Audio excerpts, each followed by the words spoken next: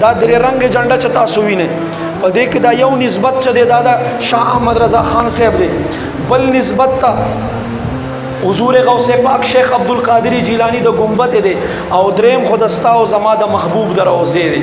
دا غیر سیاسی دی، سیاست په دې کې نشته، هر چا سره غېږې ته ملاویږي، هر چا سره محبت کوي. دعوت اسلامي ممتدا شی ښایي.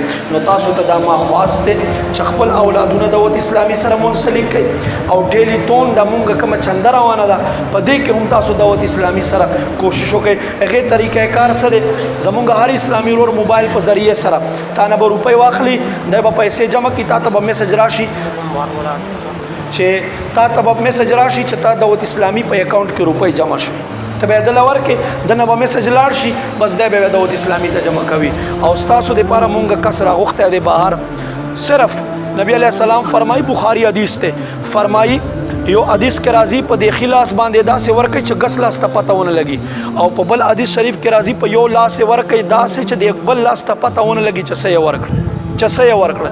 الله په لار کې خپل مال ورکوئ، علما به جوړیږي، مدرسو خلک به جوړیږي، دینداری خلک به جوړیږي. تاسو ماته د دیر په دې تاریخ کې وښایئ چېرته یو عالم خودکشي کړې ده؟ نه ده کړې.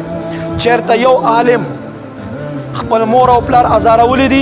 نه دي ازارولي. چېرته یو عالم خپله ښځه بغیر د څه وزر طلاق ورکړی دی؟